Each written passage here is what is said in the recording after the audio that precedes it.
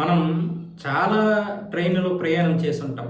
అందులో ఆర్మీ జవాన్లు మనం చూసుంటాం.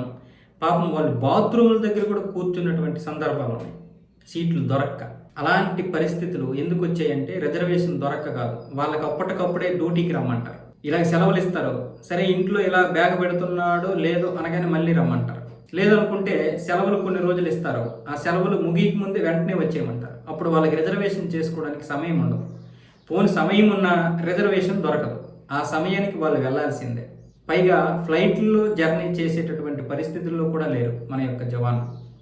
మరి కేంద్ర ప్రభుత్వం అంటే ముఖ్యంగా మన కేంద్ర ప్రభుత్వం ఏదైతే ఇప్పుడు ఉందో ఇది వచ్చి 12 సంవత్సరాలు అవుతుంది. దగ్గర 11 సంవత్సరాలు పూర్తి అయిపోయింది. ఈ ఒక 5-6 సంవత్సరాల క్రితమే ఇలాంటి సౌకర్యాన్ని ఏర్పాటు చేయాల్సింది. బట్ ఏదైనా సరే ఆలస్యమైన మంచి పనే చేసింది. అంటే జవాన్లు ఇప్పుడు ఏదైతే రైల్లో ప్రయాణిస్తున్నారో వాళ్ళు ఫస్ట్ ఏసీ, సెకండ్ ఏసీ లేదంటే ఏసీ చైర్ కార్లో ఉచితంగా జీవితాంతం ప్రయాణించే విధంగా ఒక మంచి శుభవార్త అయితే చెప్పింది. ముఖ్యంగా ఎవరు అంటే నేవీ సేన, వాయుసేన పథకాలు పొందిన జవాన్లకు ఇండియన్ రైల్వేలో లైఫ్ లాంగ్ ఫ్రీ జర్నీ సౌకర్యం కల్పిస్తూ ఉత్తర్వులు జారీ చేసింది. వీరు మరొకరితో కలిసి ఫస్ట్ క్లాస్ లేదా సెకండ్ క్లాస్ ఏసీ లేదనుకుంటే ఏసీ చైర్ కార్లలో ఉచితంగా ప్రయాణించవచ్చు. మరొకరితో కలిసి అంటే వాళ్ళ జీవిత భాగస్వామి కావచ్చు, ఇంకెవరైనా వాళ్ళకి కావలసినటువంటి వారు కావచ్చు. ఒకరికంటే ఇంకొకరు అంటే వాళ్ళతో పాటు ఇంకొకరు ప్రయాణించడానికి అవకాశం ఉంటుంది.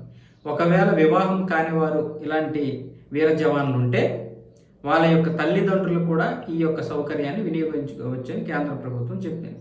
అలాగే మిగతా జవాన్లకు కూడా ఎందులోనైనా సరే కనీసం ఏసీ కాకపోయినా ఫ్రీ జర్నీ వాళ్ళకు ఒక సీట్ కేటాయించే విధంగా ప్రతి బోగీలో కూడా ఒక 2 ఆర్మీ వాళ్ళ కోసం బెర్తలో సీట్లో కేటాయించే విధంగా మనం ఏర్పాటు చేయగలిగాం. ఒకవేళ అందులో ఆర్మీ వాళ్ళు ఉంటే అందులో వాళ్ళు ప్రయాణించాలి.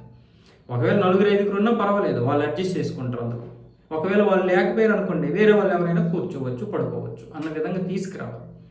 ఎందుకంటే వాళ్ళు ఎక్కడెక్కడో ప్రాణాలు తెగించి మరి డ్యూటీలు చేయాలి. పైగా కొన్ని రోజులు ప్రయాణం చేయాలి.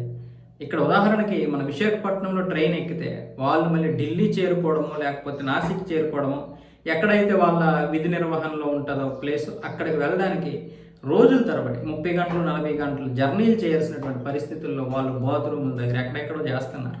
అలాంటి దుస్థితి మనల్ని కాపాడే వారికి రాకూడదు. అది రైతుకైనా జవాన్కైనా ఎవరికైనా సరే.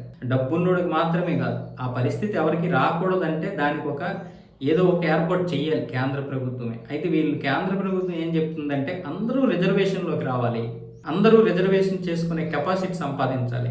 ఎందుకంటే ఈ జనరల్ బోగీలు ఏవైతే ఉన్నాయో అవి ఎంతమంది ఉంటున్నారో అర్థం కావడం లేదు. ఎన్ని బోగీలు వేసినా సరిపోవడం లేదు. కాబట్టి అందరూ రిజర్వేషన్కి అంటే మరి అందరూ రిజర్వేషన్కి ఎప్పుడే రాలేరు. ఎందుకంటే కొన్ని తరాలు చదువుకోలేదు, ఆ తరాలు ఇంకా ఉన్నాయి. ఇప్పుడిప్పుడే అందరికీ చదువు దగ్గర అవుతుంది. ఇప్పటికీ చదువు చాలామందికి దూరంగానే ఉంది. ఇంకా చెప్పాలంటే మన విద్యా వ్యవస్థ చాలా బాగా మారాలి. అసలు విద్యా వ్యవస్థ అయితే నేను ఈ విషయంలో మాత్రం కేంద్ర ప్రభుత్వం కావచ్చు, రాష్ట్ర ప్రభుత్వాలు కావచ్చు పెద్దగా ఆసక్తి అయితే చూపించడం లేదు. ఇంకా ఆసుపత్రులు, వైద్యములో అలాగే విద్యలో చాలా మార్పులు తీసుకురావాలి కేంద్ర ప్రభుత్వం. అయితే ఏంటంటే కేవలం దీని మీద మాత్రమే దృష్టి పెడితే వాళ్ళు గెలవరు. కాబట్టి కొన్ని విషయాల్లో అటు ఇటు చూస్తుంటారు. కానీ చాలా లేట్ అయితే అవుతుంది, ఆలస్యం అయితే అవుతుంది, చాలా వివక్షకు కూడా గురవుతుంది మన విద్యా వ్యవస్థ. ఇంకా రిజర్వేషన్లతో పాటు ఉద్యోగులు ఇస్తున్నారు కదా, అది కూడా కొంచెం దరిద్రంగానే ఉంది. అంటే నేను రిజర్వేషన్ల వాళ్ళకి ఇదేని కాదు, అసలైనటువంటి అర్హత కలిగినటువంటి వారు అన్యాయం అయిపోతారని చెప్తున్నాను.